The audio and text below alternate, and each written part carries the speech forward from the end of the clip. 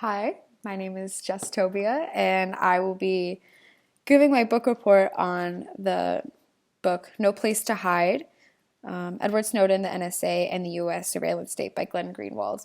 And it's about the files that Edward Snowden had released to journalist Glenn Greenwald and what was on those documents and how he released them, how he got to them, and the events that followed. In chapter 1, Glenn Greenwald goes over a brief history of what he did for a living and how he was a journalist, a lawyer turned journalist, and he liked to focus on surveillance and security and how the government is too involved in surveillance of citizens. He had received emails from an alias Cincinnatus, and that was alluding to the emailer being Snowden, but he didn't mention that until much later in the book. And he didn't pay much attention to these emails, and he kept getting them for months and months and was like, oh yeah, I'm gonna totally go through with getting the encryption to get these emails. Don't worry, like it'll be secure. And he just never followed through with it. So then a couple months later, he received info from one of his respected peers, and it was that there was a big story on the NSA invasion of privacy, and he was like, oh, this seems legit. I'll get my hands on this. So, because he trusted her. So he gets permission from his boss at The Guardian where he worked to go to Hong Kong with this peer and to meet with the source, and the boss agreed as long as they brought another colleague with them, and they were at first annoyed, but they ended up all going. There were hundreds of top secret files from this source, and it revealed Snowden's manifesto, and his understanding was that he was to face severe consequences for revealing all these documents, but he wanted to reveal it to the public because he felt that it was important that they know that the government was involved in invading their privacy. And he wasn't trying to wage a war, per se, on the NSA, but he felt that the public should know. And it was important to him to do this because of that. And he fears that putting himself on the line was all for nothing and that no one would care.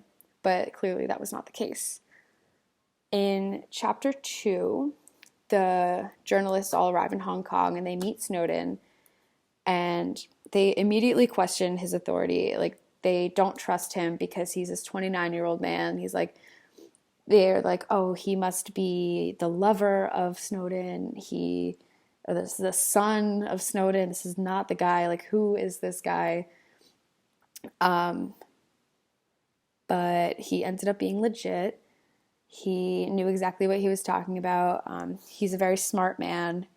He didn't graduate high school because he didn't feel he was like too intelligent for conventional education, and he was very stimulated by the internet and everything that was going on there. So that's where he got a lot of what he learned. I found that he was an introvert, finding himself alone through technology and a passion for the internet. He didn't do very well in social structures. He got a job in security, moved up quickly because of his abilities to do things online. There was one quote that he said, it's a true measurement of a person's worth isn't what they say they believe in, but what they do in defense of those beliefs. If you're not acting on your beliefs, then they probably aren't real. And I think that perfectly describes what Snowden did in revealing those documents. It shows that he believes in freedom and privacy over security. And by putting himself on the line like that, he showed his true colors.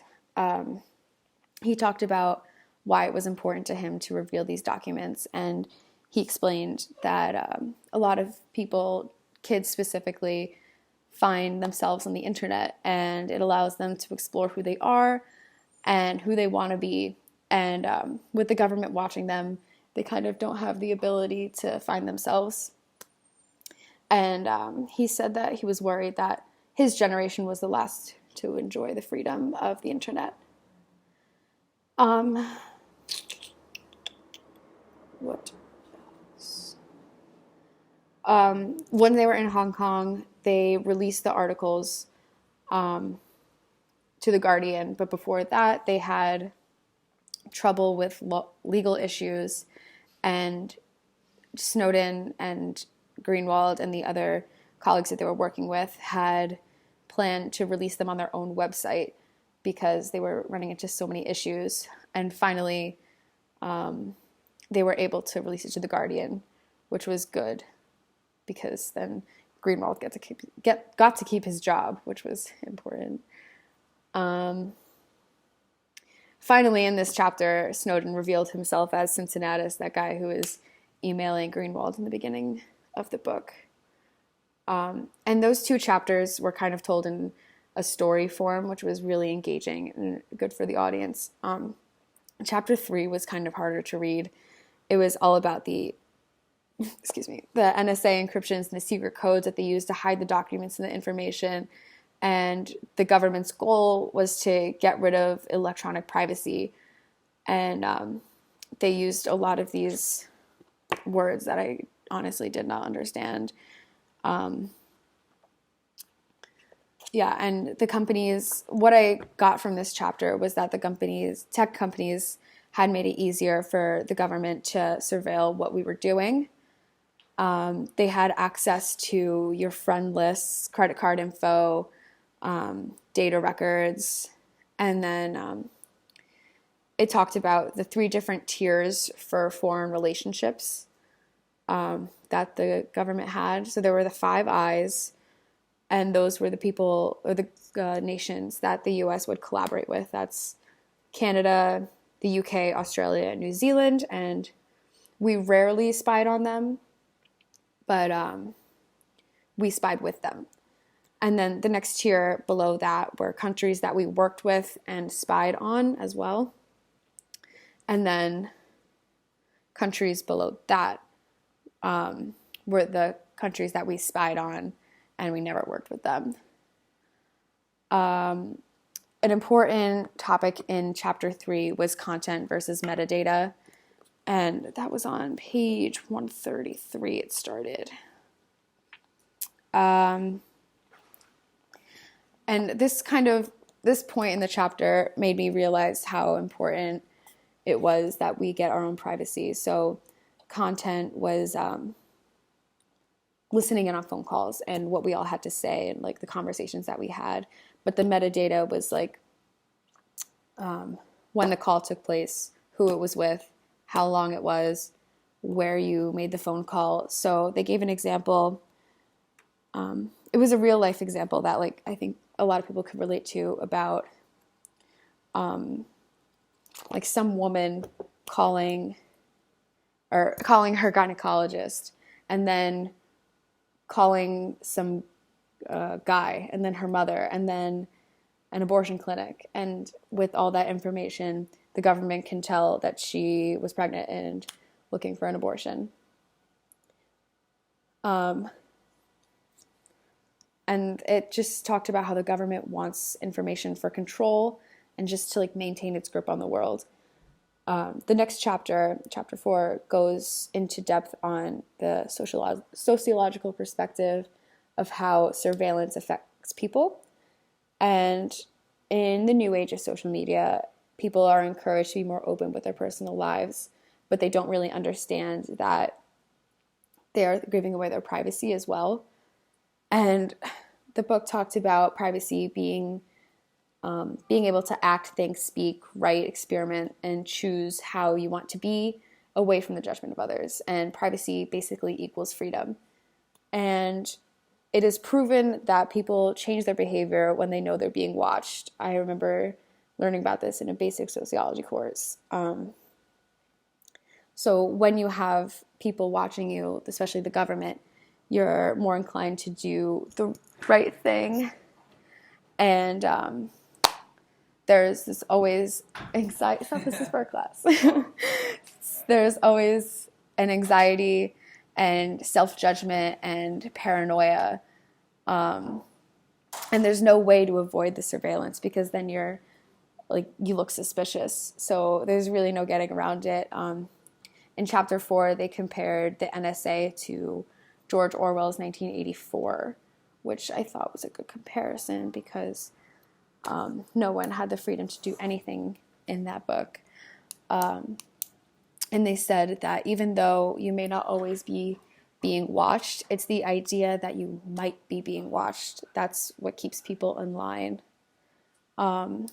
They claim that surveillance is used to stop terrorism, but there is no proof that terrorism is actually being stopped with the use of all this information that they're collecting. You think of the Boston race, with Boston Marathon, the recently, like the train in New Jersey or New York, I forget where that was. Like nothing gets stopped by the government. So what's the point of them collecting all this data? Like, what are they doing with it? I don't know.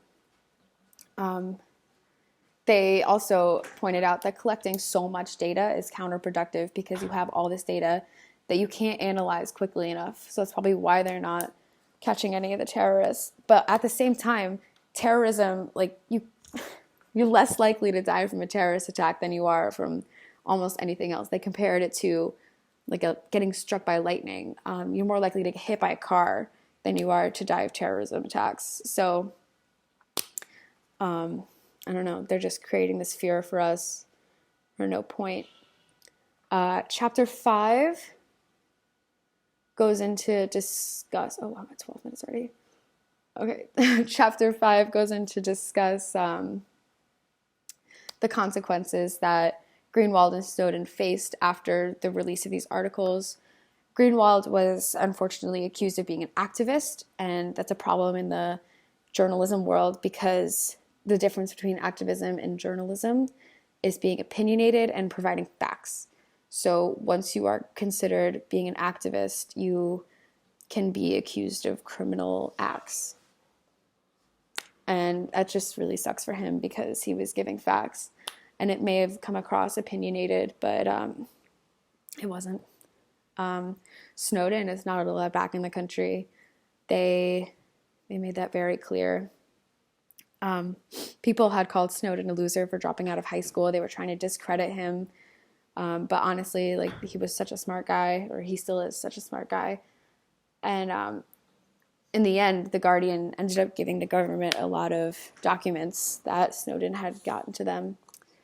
And Greenwald and his other colleagues couldn't trust The Guardian anymore, which was really sad, because they had been through so much together. And the Guardian had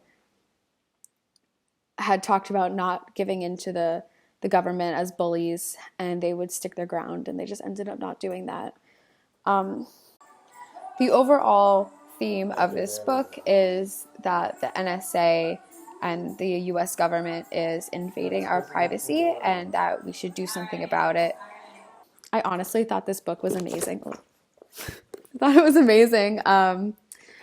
The first 2 chapters were really enticing. It kept me on my seat the entire time. I felt like I was reading a fiction book. That's how good it was. Especially, I don't know, just the way it was written was really well. The 3rd chapter, like I said, was kind of difficult to read just because there was so much information. I felt like the author could have done a better job of making it more simpler, especially for us typical Americans who don't really know government talk. And then I think he did a really good job transitioning into the sociological side of his findings about surveillance and how it affects people. And then he did a great job also ending with his consequences and what happened after the aftermath of everything that happened. And I also felt he could have included more information on how this affects, like the NSA affects day-to-day life, like what they're doing with our information, why they are getting it, why is it important to me? Like, if I'm not doing anything wrong, what's the big deal? Like, I understand that they're taking my privacy away, but I was talking to my mom about it earlier, and she was like, oh, who cares? You know, if I'm not doing anything wrong, who cares? But at the same time, it's like, if I leave my computer open and like they're watching me do things, I don't know, it's like super creepy, you know? Is that what I'm supposed to be scared of? Yeah, I feel like Greenwald could have made it more clear of what I should be afraid of besides just the broad idea of my privacy. Like, I know that's important, but like, what else? Like, give me more ideas on why I should be worried about this. I thoroughly enjoyed this book. Otherwise, I have no critiques about it. It was amazing. I'll recommend this to anyone. I learned a lot. Okay, thank you.